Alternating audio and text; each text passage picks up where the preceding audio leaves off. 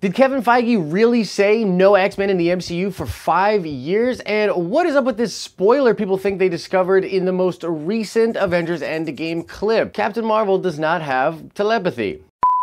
It's like the news, but for nerds. Subscribe so you never miss an episode. Today's shout out goes to O'Malley 1990. Indeed, Dr. Erskine was the character that created the super soldier serum. We will do another nerd card question at the end of this video. What's up, everybody? Happy Tuesday to you. I'm, of course, Josh. This is the Den of Nerds. Cool show today. I first want to talk about this ridiculous spoiler that people are saying they discovered in the most recent Avengers Endgame clip. So the first official clip for Avengers Endgame was on Good Morning America yesterday. We talked about this on the show yesterday as well. It's a cool clip. There's a lot to discern from it, but some people went a little bit too far, and it's checking out every single frame, listening to the audio from different levels and weird stuff like that. And a bunch of these internet detectives thought that they had discovered something that was hidden in the audio layers at around the 48-second mark. This is when the hammer is summoned to Thor and Captain Marvel turns to him and that whole thing. So they thought they discovered that Captain Marvel had indeed said, "I have telepathy." But as anybody knows who spends any time on the internet giveth, but the internet also taketh away. Despite this making a big splash and a lot of people freaking out about it, another Redditor, user GM's Grimamores, broke this down to an insane degree. Seriously, I'm gonna link the Reddit post below. It's pretty crazy. This person like pulled out different levels of audio, did all these equalizing stuff. Like, I can't pretend to know everything that they did, but from their description, they went full CSI on this clip. And basically, there's nothing there. There's literally nothing there. There's some weird sounds there. Thor is kind of like doing almost an ASMR kind of thing, like with his clicks and, you know, his sighs and different things like that. And there are certain like things there that you can sort of think are letters of a word, or, you know, you start to put them together. Basically, human beings are really good at looking for speech patterns and trying to like hear things. That's why you hear things on the wind and hear your name when it's not really being said and different things like that. So this is pretty much completely debunked. So I wanted to talk about it here because I know there's a lot of people on the internet still claiming that it's true. Now, I do think that the audio in this clip is actually altered. So there's probably some weird stuff going on. There could even be clips of audio that was removed, maybe not fully. Perhaps there's like little pieces of it under here and there that do sort of come up when you remove other layers. But the most important thing to focus on here is that no, Captain Marvel did not say she has telepathy.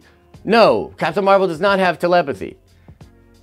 No. So if you hear people talking about this, please just take them to this Reddit post and just, it's not true, and you gotta let them know. All right, let's talk about Kevin Feige's comments about the X-Men in the MCU. Did he really say we'd have to wait at least 5 years before we see these characters? Recently, in an interview with IO9, he was asked about the X-Men possibly coming into some of the already announced films for the MCU, and he had a really interesting answer. Here's what he said right here. He said, "It'll be a while. It's all just beginning. The 5-year plan that we've been working on, and we were working on before any of this was set. So really, it's much more for us. Less about specifics of when and where the X-Men will appear, but right now, and more about the comfort factor and how nice it is that they're home, that they're all back. But it will be a very long time." So that's the quote right there. Now let's break down what this means. Now let's just come right out and say it. He did not specifically say and directly say that you will not be seeing the X-Men or any mutants or any of these new characters for 5 years. That's not what he said.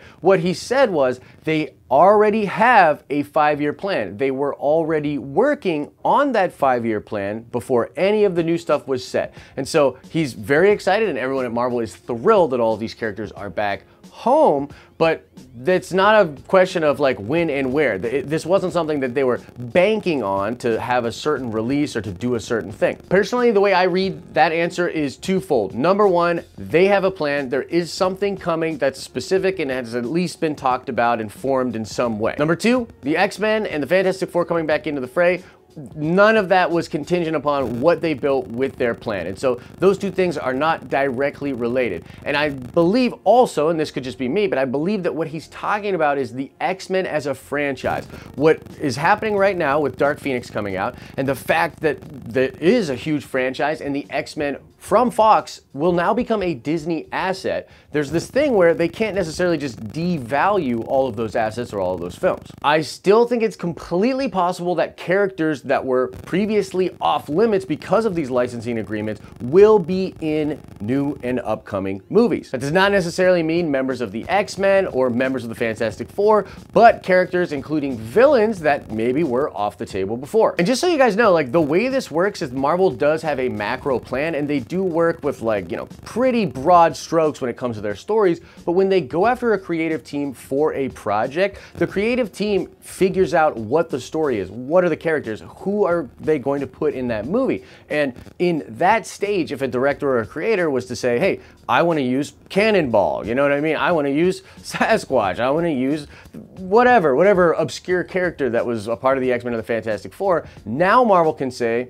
sure. I mean, look at the example of Scarlet Witch and Quicksilver. They're OG Avengers, they're also mutants, and they somehow figured that out. I also personally think that 5 years is sort of a perfect number for bringing back the X-Men themselves. I mean, you don't need the X-Men to build up, like, the mutants and all of the good stuff that is in the X-Men comic books. You don't need a new franchise necessarily to do that. And lastly, I just want to say he's again being asked specifically about the X-Men being in now announced movies. So this would be like, you know, Spider-Man, this would be the Black Widow movie, you know, maybe Black Panther 2. That's specifically what he's being asked about here. We also know that because of Disney Plus, there's a whole new way for them to put out a bunch of content that won't necessarily, like, interfere with that 5-year plan for the movies that he is referring to in this article. But leave it to us to go that deep on a single paragraph answer from Kevin Feige, but that's what we do here. Let me know what you think about that. Do you think indeed we won't be getting the X-Men for 5 years? You think they'll be sprinkled about, some kind of a mix there? And